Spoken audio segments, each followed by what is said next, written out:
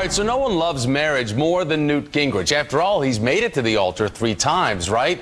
Yet despite his seemingly limitless admiration for it, Gingrich firmly believes the government should impose limits on others. Speaking to reporters in Iowa, the Republican presidential hopeful blamed New York's adoption of marriage equality on the Obama administration's decision to no longer enforce the Defense of Marriage Act, a law he sponsored 15 years ago.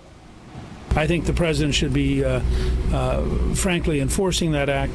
And I think we are drifting towards a terrible muddle, which I think is going to be very, very difficult and painful to work our way out of. Gingrich went into further detail, asserting that marriage should be between a man and a woman. And, of course, if that doesn't work out, another woman. I believe that marriage is between a man and a woman. I think that's what marriage ought to be. I would like to find ways to defend that view as effectively as possible. The best way to defend that view for yourself, Newt, is not to divorce your latest wife. 3rd time's the charm, you know. All right, so Newt isn't the only one speaking out against marriage equality. Pat Robertson claims it will lead to the ruin of America. Ayes 33, nays 29. It was late Friday night, New York becoming the 6th and largest state to legalize same-sex marriage. It passed the state Senate with bipartisan support. Celebrations were had all over the Empire State and the world this weekend. Yet this landmark victory for marriage equality will be tough to duplicate across the country. 29 states have constitutional bans on same-sex marriage. 12 others have laws against it. Vocal opponents aren't helping matters either. New York's Archbishop Timothy Dolan calls marriage equality detrimental to the common good. Republican Governor Chris Christie of New Jersey says he's, quote, no fan of marriage equality and will oppose it in his state. Puzzling, though, considering New Jersey's current financial woes. New York's law is expected to boost tourism, increase sales tax revenue, and bring in millions of dollars. Nearly $400 million over the next 3 years, to be exact. This according to New York's Senate Independent Democratic Conference. Governor Christie might want to reconsider. And in a class all by himself, there is then Pat Robertson, the evangelical leader claiming the equality of all will lead to the ruin of America. There's never been a civilization ever in history that has embraced homosexuality and turned away from traditional fidelity, traditional marriage, traditional child rearing, and has survived. There isn't one single civilization that has survived that has openly embraced homosexuality. So you say, what's going to happen to America? Well, if history's any guide, the same thing's going to happen to us. Well, joining me now is another opponent of marriage equality, Brian Brown, the president of the National Organization for Marriage and a supporter of marriage equality, president of the National Action Network, the Reverend Al Sharpton. Gentlemen, welcome to you both. Mr. Brown, I want to start with you. Do you agree with what we're hearing from Pat Robertson, how he is saying that this is going to be the ruin of society? Well, I think when you redefine marriage, you redefine it for everyone, and there are profound consequences. We've seen those consequences in Massachusetts and other states. Children being taught in the schools in 2nd grade that it's the same to grow up and marry a boy as it is to marry a girl, and that parents who teach otherwise are somehow bigots. This is a monumental change. It will have serious consequences. But I think that if you look at the New York vote, the way that the vote was handled, the fact that the Religious Liberty Amendment was not even made public until 3 hours before the vote. They did it under the cover of darkness. It was a total sham. It wasn't a representation of democracy. Whenever the people have voted on this issue, in even liberal states like California and Maine, when the people vote directly, they know that there's something unique and special about marriage, and they vote to protect it, and we're going to fight to make sure the people of New York get the same chance. Reverend Sharpton, do you agree with this? Where does well, I think the issue is whether or not we have the right to legislate how people conduct their lives, whether we agree with it or not. Many of us are religious and have our personal feelings, but do we have the right to impose those feelings, or do we have the right to instruct people that they have to look at life and look at morality the way we do? And that, I think, is the issue at hand here. It is interesting to me that a lot of the people that are, quote, conservative on this, including Mr. Gingrich, that wants all of a sudden now federal law to tell states states what to do, but they don't want federal law to tell states what to do in other areas. So they're very, very selective on where they want government to interfere with people's lives. Mr. Brown, as the Reverend brought up, we did talk about Newt Gingrich earlier. He says that this law muddles the institution of marriage. But isn't it a fact that divorce is the only challenge in existence to marriage? And wasn't divorce invented by married people to get out of said marriage?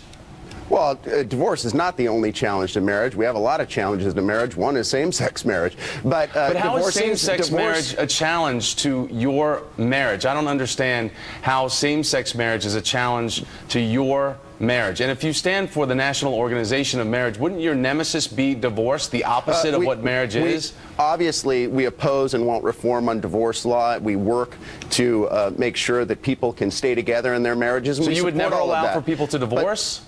No, of course not. I didn't say that. You want reform on divorce law, though. I don't understand what you want for reform on divorce law. Divorce reform is different than saying no one could ever divorce. Yeah, it is, because he's allowing divorce. You're not talking about eradicating divorce, Mr. Brown. You're talking about reforming it. Here you're talking about eradicating. This has nothing to do with the issue at hand. The issue at hand is whether, if you redefine what marriage is something. It's a unique and special union of a man and a woman. If you redefine this, you don't have marriage anymore. You got to call a square a square and a circle, and same-sex marriage is not marriage, no matter if the state says that it is. But you're going to limit it to where you want to limit it. With the issue at hand, would you limit marriage to two people, Reverend Sharpton? The issue is whether adults have the right to make their own moral decisions. Would you limit marriage to only two people? I have a simple question. Would you limit marriage to only two people? Aren't you imposing your morality by saying that only two people should be married? The issue at hand is whether or not if you believe in what you believe in, do people have the right to disagree and conduct their lives in a way that does not interfere with your life? And then do you have the right to impose your beliefs or my beliefs? I may have the same beliefs as you, but I don't have the right, nor do I have the insensitivity to say people have to believe what I believe. We're not a society built on one religion or one set of moralities. I'm not talking about a democratic society. I'm not talking about one religion or one set of morality. I'm talking about the overwhelming consensus of all of human history. Different civilizations, different faiths, different backgrounds. Throughout human history, human beings have understood that there's something unique and special about men and women coming together in marriage. And it isn't bigotry or it isn't discrimination to stand up for this core truth. And I don't think that the overwhelming majority of Americans in states across the country who've stood up and voted for a marriage as the union of a man and a woman do this out of animus. Let me give you a Gays and lesbians have the right to live as they choose. They do not have the right to redefine marriage for everyone. There are people of different religions and different parties that say people should have the right to make their own choices. Republicans voted for the marriage equality law in New York the other night. So the uniqueness that you say now has expanded, where other people are saying, if I want to preach what I believe to be marriage, I have the right to preach that, and I should convert people to that. I should not mandate people deal with my definition of morality or definition of life. But this is a fundamental misunderstanding of what same-sex marriage does. Same-sex marriage doesn't just expand the notion of marriage. There are two ideas on the table. There are two different ways that the state can go. The state can enforce the idea that marriage is whatever we want it to be, two men, two women, and that people like me and our organizations are somehow bigoted and discriminatory because we stand for this core truth. When you change the definition of marriage, Reverend, you change the way churches are treated, you change the way religious organizations are treated. Mr. Brown, you have people that have open marriages, you have people that have divorces, you have all kinds of definitions. You've just limited it and tried to say that we're going to just limit the conversation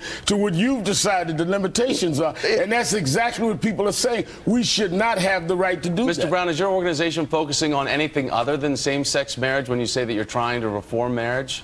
Of course. I mean, Maggie Gallagher, who is our founding president and chairman of our board, has been working relentlessly on analyzing what the breakdown in our marriage culture has done. But if same-sex marriage hasn't existed alongside divorce, how is it even comparable? Well, we can only conceive of same-sex marriage at the point at which we have a broken marriage culture. I mean, for eons, human beings have understood that there's this uniqueness about marriage. Only this type of union can connect parents with children and allow children to be known and known by their parents. This should be the National Organization for Good Parents, then, not the National Organization for Marriage. Again, you're asking me if I'm deeply concerned and troubled by the breakdown in our marriage culture. Of course I am. But same-sex marriage is the final step.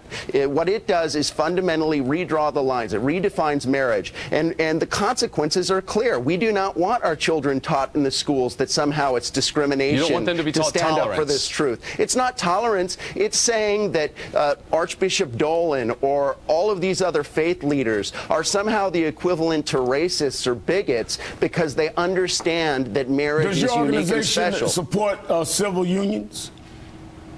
No, we don't. If civil unions, if you mean by civil unions same-sex marriage by another name, in jurisdiction after jurisdiction, when you pass civil unions... So two people of the same sex live their life together, build an estate together, and one passes before the other, you don't have any concern that the fact that they've developed something together, that they have united, that one would not have the privileges of continuing and having the ownership of what they built together. That's no concern of yours. No, of course. I mean, in any instance, how would you remedy that if we have the law according to the way you are advocating? Well, there are states like Hawaii that have reciprocal beneficiaries arrangements in which any two people can get into a reciprocal benefits arrangement and therefore share these rights and benefits. But civil unions and marriage are wrong. So they can only share them if they do that in the language that is something that you agree with. And that's what I disagree with. We should not have the right to impose it on people. Even if we disagree with it, people have the right to disagree with it. We're going to have to leave it there. Gentlemen, thanks so much. Brian Brown, I appreciate your time. Brian Brown with the National Organization for Marriage, also the Reverend Al Sharpton.